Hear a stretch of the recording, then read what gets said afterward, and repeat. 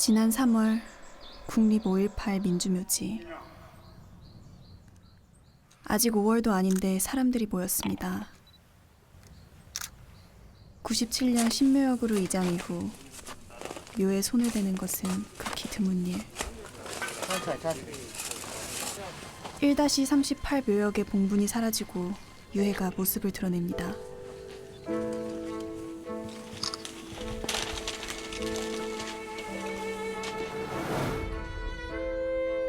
(17의) 나이에 희생된 양창근.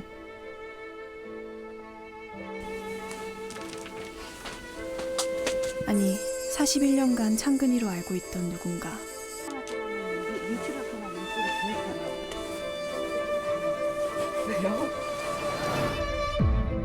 진짜 창근이는 100여 미터 떨어진 무명 열사묘에 묻혀 있었습니다.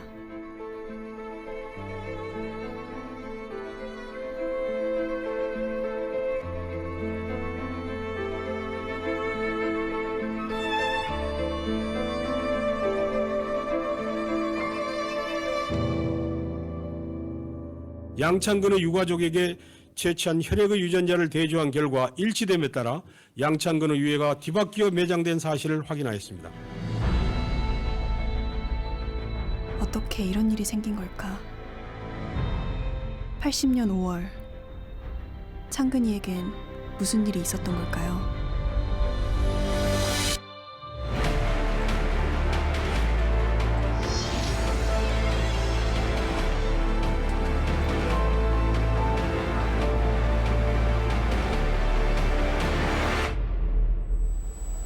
이 같은 중대한 시기에 일부 정치인, 학생 및 근로자들의 무책임한 경고망동은 이 사회를 혼란과 무질서, 선동과 파괴가 난무하는 무법지대로 만들고 있으며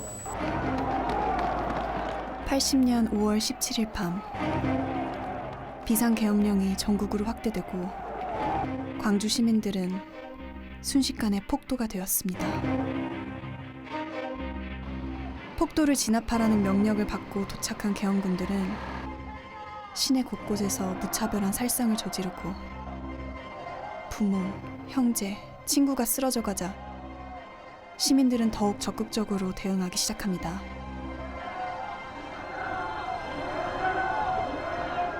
이 운동은 희생을 억제하며 지속되어야 합니다. 지금 치안 유지와 질서 회복을 위하여 대학별, 고고별. 당시 고1이었던 창근이 역시 19일 오후 시위대에 합류합니다. 그 이전에는 학동 지금 세라믹 표감회신 자리에 있었기 때문에 학생들이 큰 도로, 특히나 화순호고 나가는 도로 바로 인접해 있기 때문에 그냥 쉽게 접할 수 있고 목도를 할 수 있었죠. 발생하고 있는 상황에 대해서 아이들이 불의에 대한 항거하는 그런 정신이 조금 더 강했지 않은가.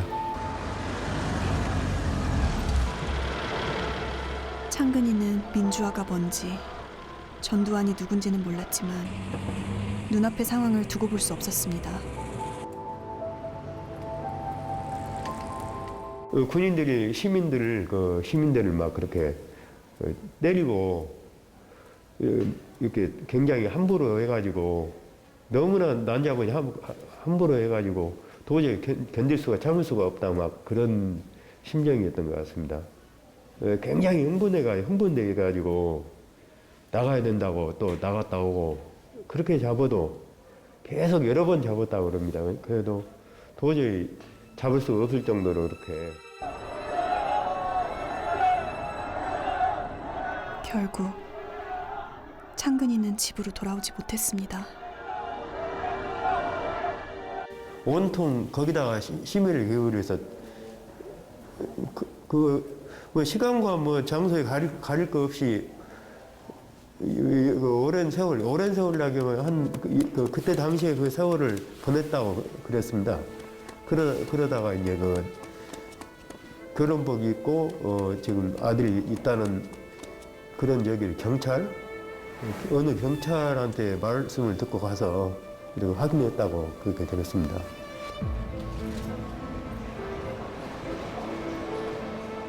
창근이의 소식이 다시 들려온 것은 6월 13일. 창근이의 시신은 이미 땅에 묻혀 있었고 부모님은 차마 아들을 마주하지 못했습니다. 이쪽 상무관이나 시신들이 모여 있는 것 자체가 부담스럽기 때문에 아직 그때 한참 망월동 공동묘지를 이제 개발하는 중이었는데 한 이틀 정도 그 망월 묘지를 다듬어 가지고 빨리 시신을 빨리 묻게 해가지고 나중에 가족들이 찾으러 왔을 때도 다 이미 땅 속에 들어가 있던 상태들이었던 거예요, 대부분. 그래서 이제 어떤 분들은 나는 내 자식 죽어도 봐야겠다 하신 분들은 끝까지 땅을 파서 관을 다시 열어서 자식을 확인한 분도 계시고, 이미 죽었는데 저 안에 내 자식이 있다는 다시 그 꼴 보고 싶지 않다고 해서 안 보신 분들도 사실 많으세요. 부모님께 전해진 창근이의 사망 원인은 두부 관통 총상. 5월 22일 밤 공용터미널에서 화를 당했다고 했지만 창근이는 22일 오전 이미 적십자병원 영안실에 누워 있었습니다. 굉장히 많은 환자가 왔기 때문에 먼저 이름 쓰는 게 중요한 게 아니고 처치가 먼저 이루어지죠. 그런 다음에 이제 시간 날 때 바로 그 사람하고 이름 적고 이제 이렇게 하죠. 대개는 그거 없는 상태에서 시작을 했던 것 같아요. 21일 계엄군의 집단 발포 이후 병원마다 물밀듯이 밀려든 사상자들. 창근이는 이름도 없이 병원으로, 도청으로, 그리고 상무관으로 옮겨졌습니다.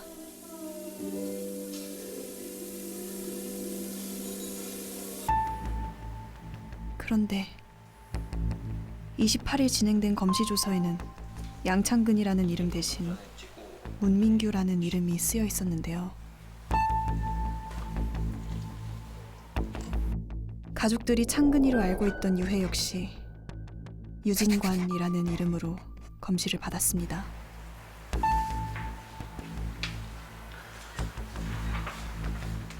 여러 사례를 봤을 때 이제 분명히, 왜냐면 사실은 자기 자식이 죽었다라고 생각했는데 나중에 살아오신 분들이, 그래서 사망자가 바뀌는 경우가 사실 몇 건 있거든요. 그래서 집에 들어오지 않고 봤더니 내 자식처럼 보이고 내 자식이 죽었구나라고 생각을 했는데 나중에 보니 진압작전이 끝나고 이제 훨씬 시간이 지나서 되돌아와서 이 사람은 그 사람이 아니었다라고 한 경우가 사실은 기록으로는 몇 건 있습니다.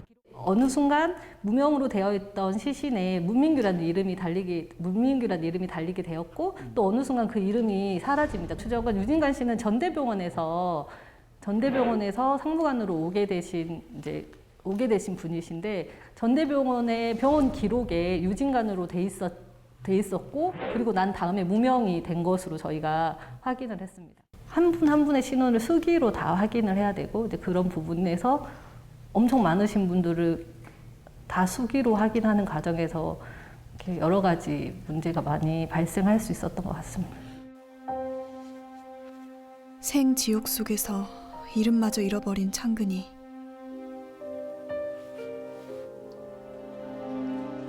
교련복 바지에 푸른색 체육복 상의를 입고 있던 소년을 알아본 사람은 단 한 명도 없었을까요?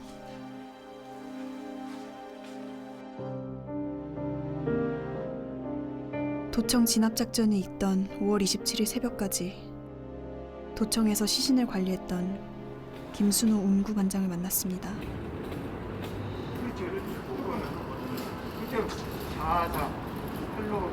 이렇게 쭉 이렇게 세 줄인가. 그에겐 여전히 80년 5월이 어제일처럼 생생합니다. 저 광주 시청 지금은 얼굴, 옷 보이게끔 전부 다 그 쭉 3열로 해가지고 해서 돌아가면서 저 유족을 찾을 수 있게끔 그렇게 했었습니다. 가족들에게 시신을 보여주고 가족을 찾은 시신은 간단히 염을 해 상무관으로 보냈는데요. 상황이 좋지 잊지 못했습니다. 제일 처음에는 얼른 찾을 수가 있었습니다. 찾을 수가 있었는데 시간이 갈수록 부패의 속도가 빠르고 22일하고 27일 사이에 비가 왔던 걸로 기억합니다. 그 부패가 많이 되니까 잔혹한 5월, 잔인한 계절. 계엄군의 만행은 도를 넘은 지 오래였고 가족들이 시신을 찾는 시간보다 시신들의 부패 속도가 더 빨랐던 상황. 부상자 수습을 돕다 희생된 장재철 씨의 가족 역시 단번에 그를 알아보지 못했습니다.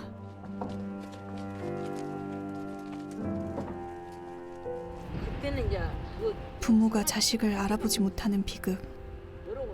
그 죄책감이 어머니를 더욱 아프게 했습니다. 정문이 여기, 꽁문이가 여기. 그러면 어머니가 여기 계셨으면 여기 보이진 상무관이야?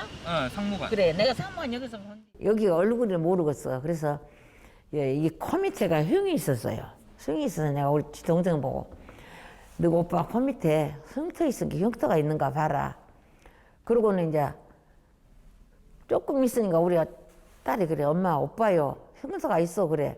까얀 하원을 탁 치쳐본게 우리 아들이 입었던 옷이고 내가 운전면허 따러 간다 그럴 때 실내 사주라 해서 실내 사줬더니 그것이 또 발 밑에가 있더라고. 거기다 이제 그 소리를 듣고 이제 나는 이제 정신이 잊어버려서 얼굴이 부서불고 그러니까 옷 색깔로 유족분들이 제 기억으로는 유족분들이 옷 색깔로 구별해 가지고 그 찾으신 것 같아요. 유해가 뒤바뀐 양창근이라는 당시 고등학생 역시도 어머니가 병원이면 병원, 상무관이면 상무관, 도청이면 도청 방면으로 여러 방면으로 찾아다니셨대요. 그 기억할 수가 없어요. 제가 일일이 이렇게 해가지고 뭐 저지가 된 것도 아니고 누가 조언을 해주면은 제일 처음에는 기록을 안 했어요.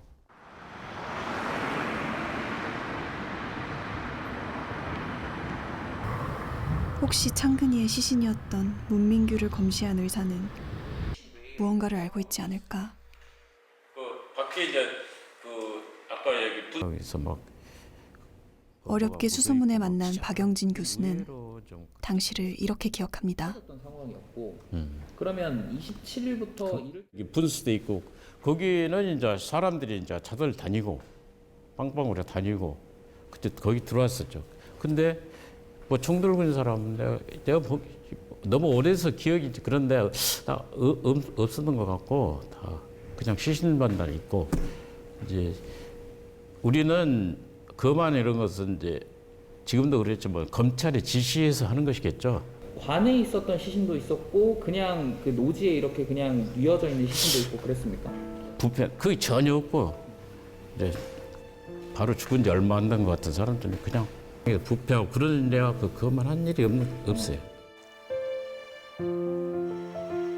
거만이 이뤄진 28일. 이미 상당히 부패했을 것으로 예상되는 창근이의 시신. 그러나 거만 당시 부패한 시신은 없었다는 박영진 교수. 너무 오래돼 기억을 못하는 걸까? 그의 이름이 적힌 검시 조서를 보여주자 뜻밖의 말이 나옵니다. 왜 내 이름이 이렇게 적혀있지? 잘 모르는. 성공한 건 일이 없어요. 이렇게 이거는 임의로 막 친 것 같은데요. 이건 아닙니다. 아까 말한 그거밖에 없어요. 도저히. 와, 이건 도형입니다.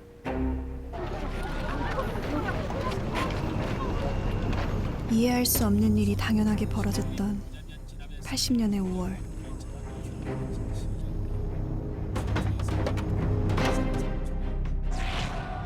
(19일에) 집을 나가 22일 적십자병원 영안실로.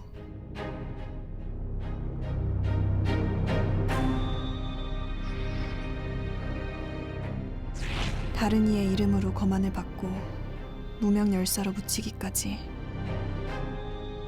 창근이는 홀로 그 모든 것을 감당했던 걸까요? 내가 25일, 6일 도청회를 갔었거든. 그러니까 5일날 간게 그래. 집에 가자. 그러니까 한참이라고 고개 숙이고 있더니 엄마 창근이가 죽어서 들어온 것 같다고 그래. 그래서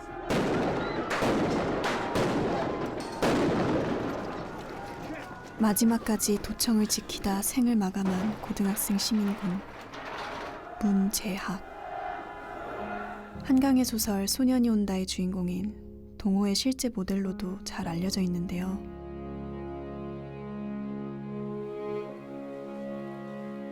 창근이와는 동기 동창사입니다. 각각 5학년, 6학년 때 전학와 같은 반에서 공부했죠.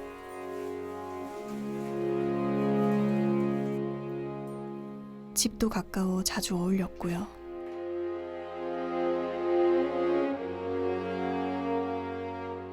그 애는 동명동서 살았고 우리 재학이는 그때 지산동이요. 거가 이제 길 사이로 이제 그래서 이제 같이 놀기도 하고 이제 학교도 다니고 그랬는데 학교 다닐 때 재학이하고 놀고 집에도 같이 와서 저기 하고 그랬지. 난 아무리 봐도 내가 그 기억하는 애기가 없어. 그랬더니 요것이 기라강만이 요것이 그러고 보니까 입 있는 대로가 닮았네. 25일에 양창근의 이야기를 할 때 창근이 확실하다고 얘기를 했어요 그때. 네, 확실하다고. 네가 어떻게 아냐. 창근이를 죽은 사람을 창근인지 어떻게 아냐. 그러니까 엄마는 내가 같이 학교도 다니고 같이 놀기도 하고 그런데 왜 모르냐고. 창근이를 어떻게 처리를 해야지 그냥 그래 놔두고 가겠냐고 그렇게 말을 하더라고. 그러니까 그때는 창근이를 내가 몰랐으면 또 그런 생각을 안 가졌을런지도 모르지. 그런데 창근이를 알았잖아. 내가 그 말을 들은 게 그냥 오기가 그렇대. 데리고 오기가 내 자식만이 살자고 데리고 오기가 그래. 그래서 그날까지는 25일까지는 계엄군이 그렇게 그날 저녁에 들어온다서는 안 했거든. 그래서 이제 놔두고 왔지. 어머니가 내 자식 같았던 아이를 모른 채 할 수 없었듯이 친구를 두고 혼자 집으로 돌아갈 수 없었던 재학이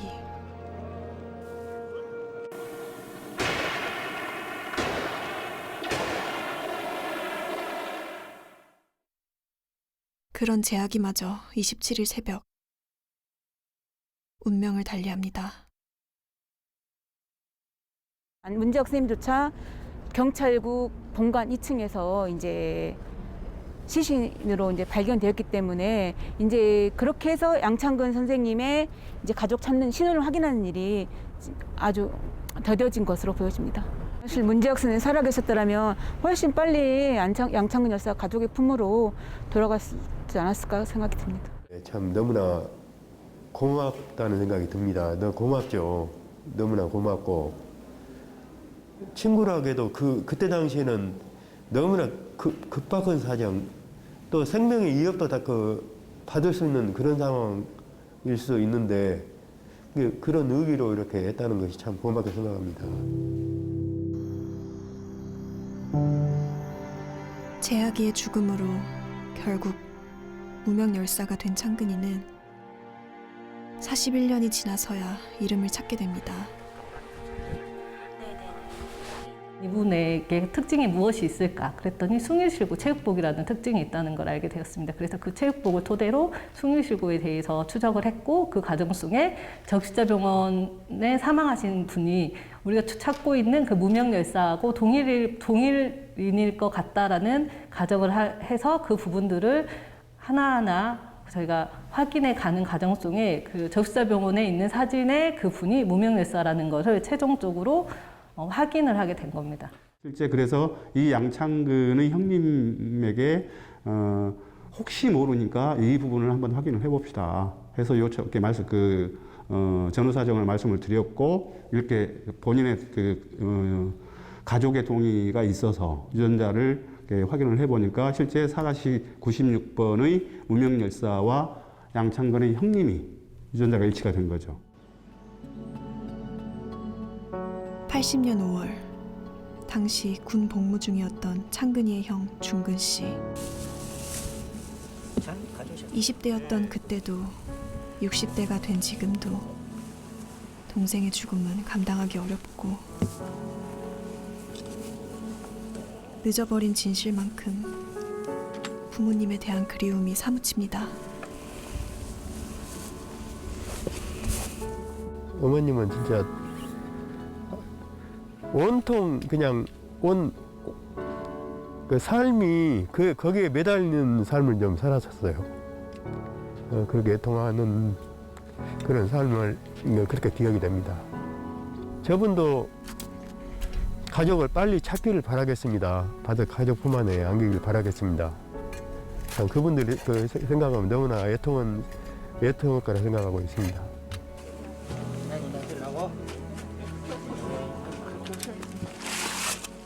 그렇다면 이 유골의 주인은 누구일까? 가족을 찾을 수 있을까?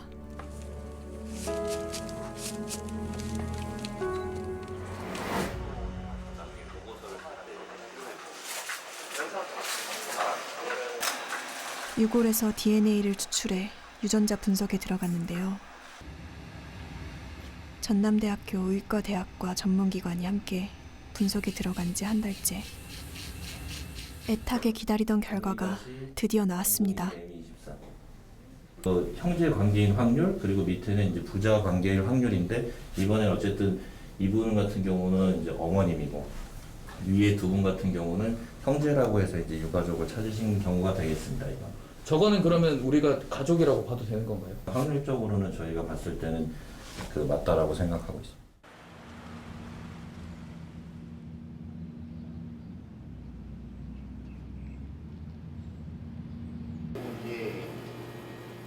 유골의 DNA가 전남대학교 의과대학에서 확보해둔 행불자 가족의 DNA와 일치한 건데요.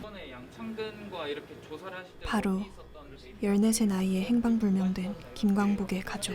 여기는 저희가 처음으로 공개되는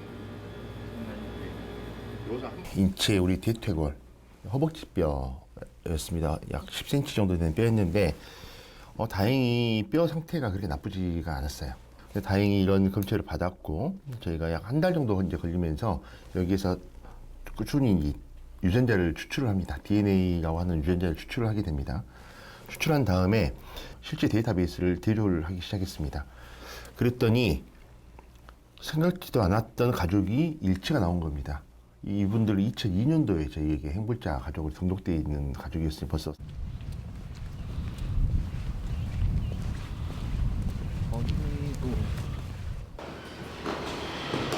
5.18 진상조사위원회 관계자들은 서둘러 광복이의 형님께 이 소식을 전합니다. 그러게. 예. 네, 이런 기적 같은 일이 또 있습니다. 그러게요. 5월을 앞두고 의뢰 오던 연락이겠거니 했는데 도무지 믿기질 않는 사익 씨. 예. 하도 많이 겪은 일이라. 그러니까. 예. 그러려니 또 이러다 말겠지. 갑자기 전화를 주신 거예요. 아니 동방했지. 이럴 수도 있네. 진짜. 그런 생각이 많이 들어요.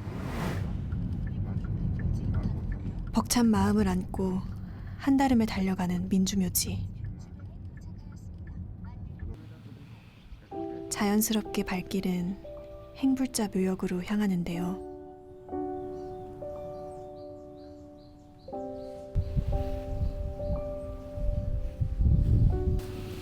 동생 앞에 서자 참아왔던 감정이 터져 나옵니다.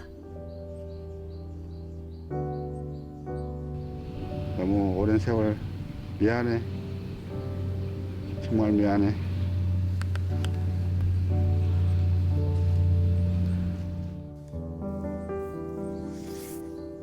(42년) 동안 봉분도 없이 주인을 기다리고 있는 가묘들.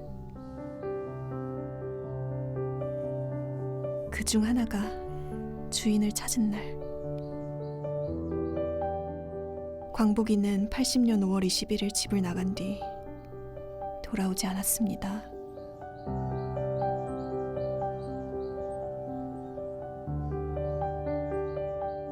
우리 8남매 중에 6째 있는데 제가 왜 더 마음이 쓰이는 동생이었냐면 제가 맞이거든요. 저는 아침에 같이 헤어져서 그 다음의 상황은 잘 몰라요. 다만 제가 그 새들어 살던 주인집 따님의 그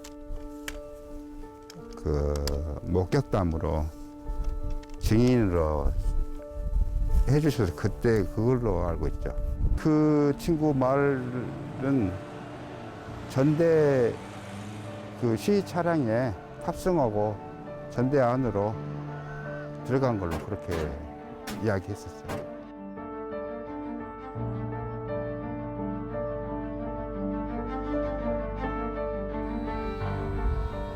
이제 진짜 동생을 만날 시간.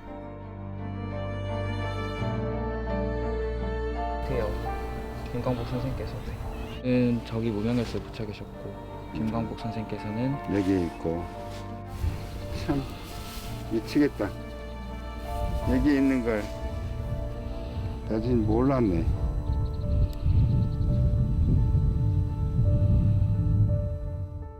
어디가 묻혔네 해서 그 뭐 준환마을 쪽에도 가기도 하고 저 송정리 쪽에 그 강 있지 않습니까? 그 강변에 묻혔다는 그런 증언도 있고 그래서 가기도 하고 하여간 그런 것에 그 제보만 있으면 다 갔습니다. 근데 결국에는 그게 아니더라고요. 양창근의 가족과 양창근 여사에게도 뭐 또 생각하시는 바가 좀 있으실까요? 말로 형용할 수 없는 감정이 들거든요. 어찌 보면 뭐 형제가 가족 같은 그런 기분이 듭니다. 이번에 그 양창근의 그 신원 확인의 사례를 통해서 시신이 바뀌었을 가능성을 배제할 수는 없는 거죠. 다만 그렇다고 해서 모든 사람들이 다 그렇게 된 것은 아니고 어쨌든 지문 채취, 그 다음에 소지하고 있는 신분증 이런 부분들로 해서 대부분의 그 사망자들은 다 신원이 확인이 됐죠. 근데 그중에 그런 것들이 없는, 그래서 객관적으로 확인 그 신원을 정확하게 입증할 수 없는 이런 사례들이 이번 그 케이스에 해당이 된다고 보고 있는 거죠.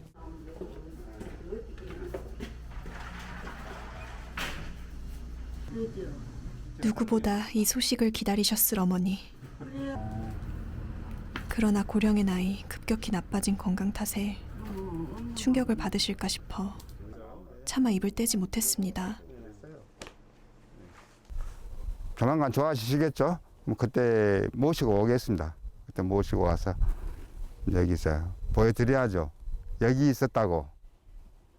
여기 있는 걸 모르고 그렇게 많은 시간들을 어머니가 고통스러워 하신 거 자식으로서 미안하다고 말씀드리랍니다.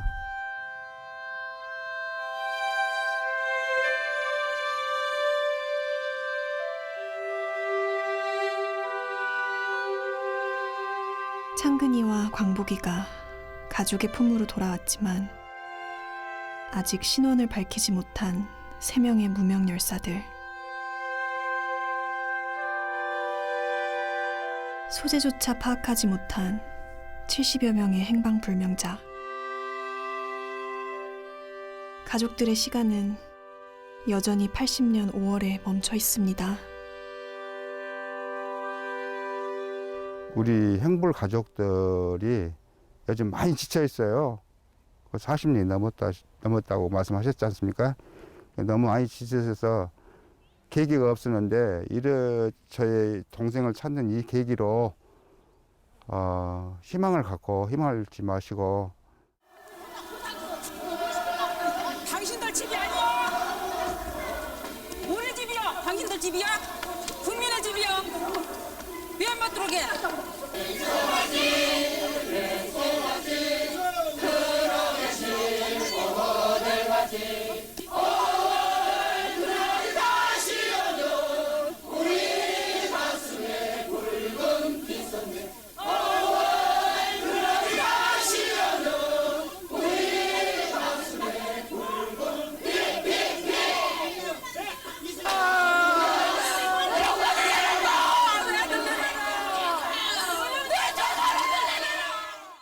정말로 전국 팔도를 찾아다니시는 분도 계셨고 어디가 유골이 나왔다 그러면은 막 거기까지 쫓아가서 혹시 내 자식이 아닌가 내 남편이 아닌가 하고 확인하러 다니신 분들도 계셨고 마음 졸이면서 산 세월이 굉장히 오랫동안 된 거죠.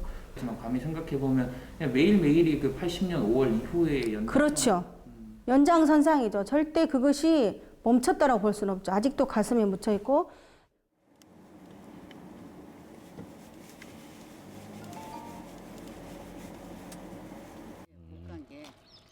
속절없이 흐르는 세월. 자꾸만 찾아오는 5월. 시간은 행불자 가족들의 편이 아닙니다. 요거도 어떻고 요거도 귀신이야. 아이고 나는 그냥 여러 간대로 배도 3번이나 째고 허리 수술도 2번이나 하고 그러고 그냥 그래요. 그러니까는 내가 지금 어디 먼데도 못 걸어다니고 이러고 그냥 유모차나 물고 가야지 여기서 저만큼도 못 걸어가요. 용돈이 필요하다며 할머니와 광주로 마늘을 팔러 갔던 20살의 재몽 씨. 아들을 잃은 어머니는 늙어가는 것도 죄스럽기만 합니다. 어디 가서 뭐 하고 있냐 이놈아. 엄마는 이렇게 타고 기다리고 있는데 어디 가서 뭐 하고 있어. 우리 영감님도 아이고 나 살아서 삐딱으로라도 찾아서 저거 묻어놓고 가면 쓰겠다고 맨날 그랬는데 결국에는 찾아봐도 못 오고 갔어요. 많이 지쳤죠. 지치기도 하고. 그러나 포기란 게 있겠어요? 겉으로만 그런 말을 할지 몰라도 속은 그렇지 않죠. 항상 어디선가 언론이든 신문지상이든 뭔가 나오면 혹시 하는 그 마음 왜 없겠어요? 아직도 있는 거죠. 대체 행불자들은 어디로 갔을까? 그 핵심적인 조사 과제가 행방불명자의 규모와 소재를 확인하는 것, 그다음에 이 부분과 연동해서 당시 암매장이 이루어졌을 것으로 보고 있고, 그래서 암매장의 소재를 확인해서 유해를 발굴하는 것, 이게 저희 조사 이과의 가장 핵심적인 업무입니다. 암매장은 추정이 아닌 진실.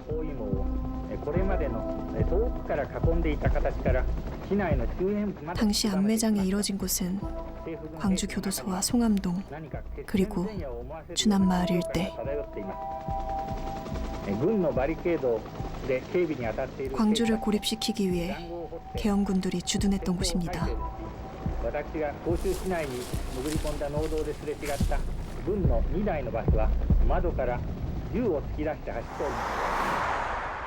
(21일) 도청 집단 발포 후 주남마을 뒷산으로 주둔지를 옮긴 10일 공수여단.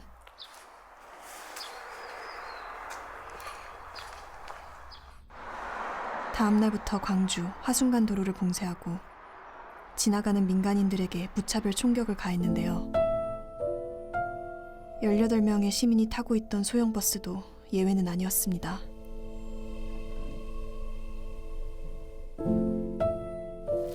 여고생이던 홍금숙 씨와 청년 2명이 살아남았지만 계엄군은 청년 2를 인근 야산으로 끌고 가 사살한 뒤 암매장했습니다. 이들의 시신은 이를 목격한 주민들에 의해 발굴됩니다. 돌자갈이라 순전. 그래서 이렇게 보니까 몸 하얀 뼈가 이렇게 손목이 하나가 딱 덜 묻혔던 거예요 그때. 이렇게 나와 있어요. 이제 그래가 탈골이 돼가지고 뼈다구만 보인 거예요. 이제 뼈다구로. 그래서 이 시체구나 그러고 가서 파보니까 시체 2구가 한 구덩이에 2를 묻어놨어요. 자연 상태로 그대로 그냥 완벽하게 원형 복구를 해본 것은 그것은 누가 말해도 그것은 못 찾게 암매장한 것이 명백하죠. 당시 광주시청 행정서기로 일했던 조성갑 씨.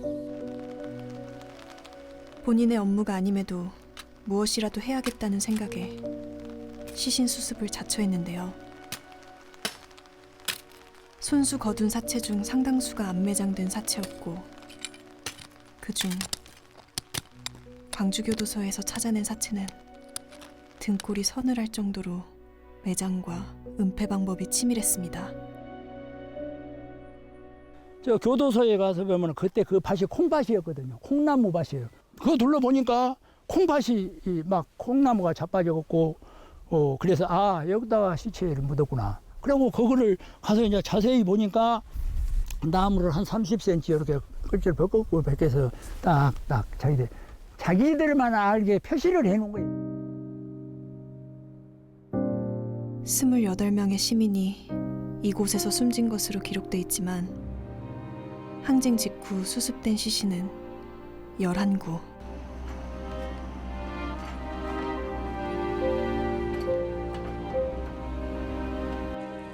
관계기관은 총 5차례에 걸쳐 발굴 조사를 진행했지만 성과는 없었습니다. 광주교도소 일원이라든가 준안마을 일원이라든가 저기 송암동이라든가 이런 데서 벌어졌던 그 민간인 집단 학살 과정에서 어쨌든 시신의 숫자가 빕니다.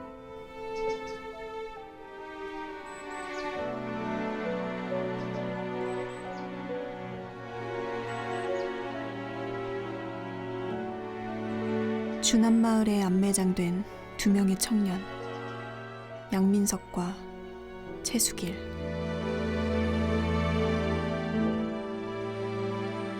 우리는 최수길의 사촌을 만나 이야기를 나눠봤는데요.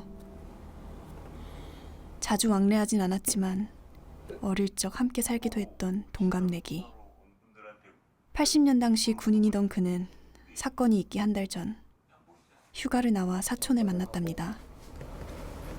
그때는 일반 상점 그때만 해도 편의점이 없으니까 이런 구멍가게 상점에서 맥주를 한 병으로 된 것을 나눠서 먹었던 기억이 나죠. 그 일상적인 얘기하고 그냥 헤어졌겠죠. 그가 다시 사촌과 마주한 곳은 한 달 뒤 준안마을. 둘은 각각 계엄군과 부상자가 되어 있었습니다. 그리고 두 분의 남성분은 누워있 상태가 어땠어요? 아주 심각했죠. 얼굴이고 몸이 피 때문에 못 알아볼 정도였으니까 그것을 생명을 구출하려고 간다고 생각은 안 했죠. 어디 처리하러 가는구나 그렇게 생각했죠. 그 어떻게 할 수 있는 방법은 최선은 수송이었는데 그것도 안 되고 그러니까 뭔 희망이 없었죠. 나름대로 길이 안 보이고 없고 어디를 뛸 수도 없고. 작전 종료 후 원대로 복귀한 김효겸 씨.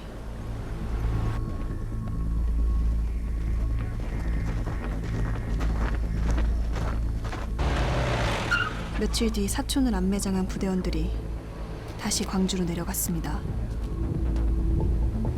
그때 일부 인원들이 다시 광주로 내려갔다고 들었습니다. 복장을 그 육군 복장으로 변복을 바꿔 입고 그래서 광주 간다고 그랬던 것 같아. 그래 얘기를 하고 그래서 광주 가는구나 그런 생각을 했죠. 그러니까 뭔가 그때 당시 하도 막 사방돼서 늘어졌었겠죠. 시신들이 광주 시내 도처에 그걸 어떻게 나름대로 뭔가 해야 되잖아요.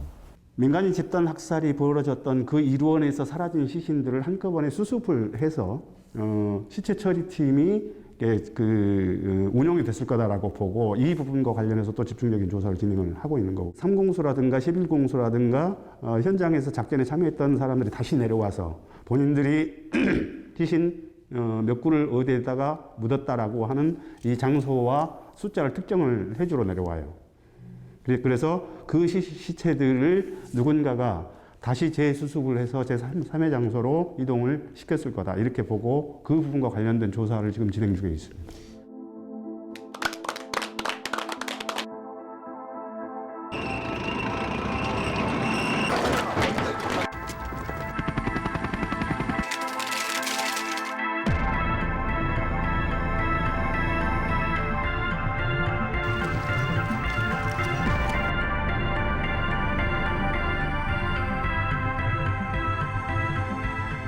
수많은 이들의 삶을 장례식으로 만들어 놓고도 사과 한마디 없이 가버린 사람들. 그렇게 또다시 5월입니다. 강제할 수도 없고 너 떠밀어서 다 말해라 증언해라 할 수도 없는 거고 그래서 어떻게 합니까? 지금도 그렇게 돌아오지 못하는 시신이라도 돌려주는 게 이제 그게 이제 여러 가지로 도의적으로 그런 것 같은데 그래도 안타깝죠 그게. 저는 피해자이면서도 말을 못하고 지금까지 살아왔거든요. 그러면 그 당시에 겸군이나 그 현장에 계셔서 이런 일을 하게 되신 분들은 얼마나 더 두렵고 힘들었겠어요.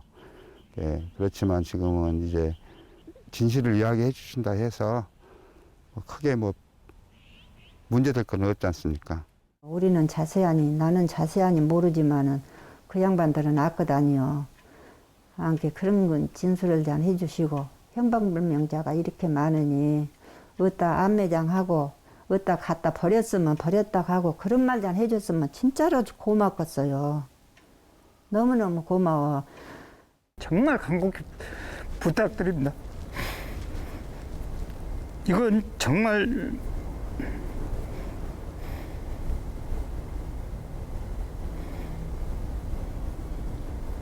사람이 죽어서까지